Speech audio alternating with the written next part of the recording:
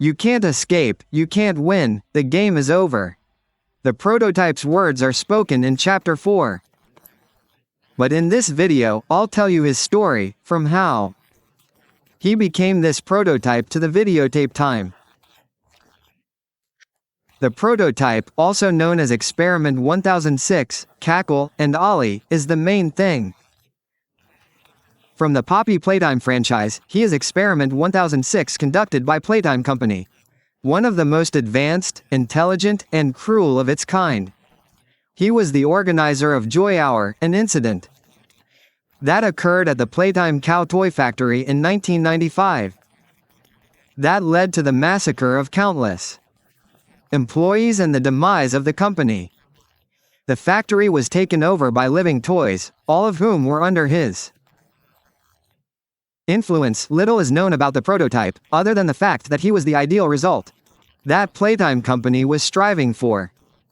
It was created before or during 1989, preceding the Large Body Initiative, and is believed to have been the first and only successful study of an unspecified scientific field related to Poppy Playtime, as discussed in Chapter 4 of the ARG.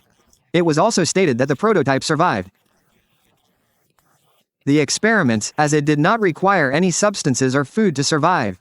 These results, among other things, led many staff members, most notably Harley Sawyer, who was later hired by P, to recognize it as the optimal outcome of the experiments. It was stated that the prototype exhibited new personality traits, was an interesting figure to study during each session, and scientists said it was highly intelligent and possessed a high level of intelligence. In 1989, the prototype escaped from prison and hid in an orphanage, recruiting a troubled orphan named Theodore Grumbell. He frequently encouraged the boy to sabotage Playtime, but to no avail. Their friendship became infamous among the staff, who initially believed the boy's friend was fictitious. One day, Theodore received instructions from 16 to open the orphanage's service door using 2.0s and a green hand, intending to either allow the orphans or himself to escape. Due to his young age and lack of experience, Theodore twisted the green hand, receiving severe electric shocks and requiring immediate medical attention. Although the prototype succeeded in opening the door, it sacrificed its freedom to save Theodore. It carried the injured boy to Thomas Clark's office, where he was spotted before being intercepted by security. Years later, 1006 reunited with Theodore Grumbell, who had now been transformed into a catnap. But during their time together, Catnap followed the prototype Popotom around like a lost puppy. According to Leith Pierre, and 1006 seemed oblivious.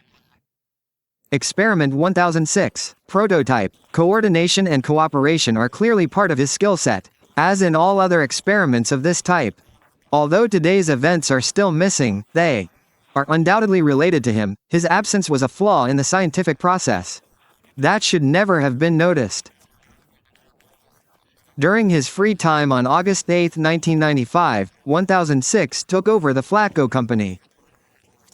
This event, known as the Joy Hour, led to a massacre and prison break of everyone in the factory. While the staff focused on transporting Kisamishi to the shelter, the experiments began a rebellion, mindlessly killing all adults and scientists under the prototype's direction. After the event, the bodies were dragged deeper into the factory, and the toys eventually fed on them to survive. The sudden disappearance of all the staff led to the closure of Playtime Company. But as the number of people dwindled, the toys began to betray each other in an attempt to seize the remaining food resources. Any spare toys or parts left over from the monsters were used in the prototype, and this continued for 10 years. Until the player eventually returned to the factory in 2005.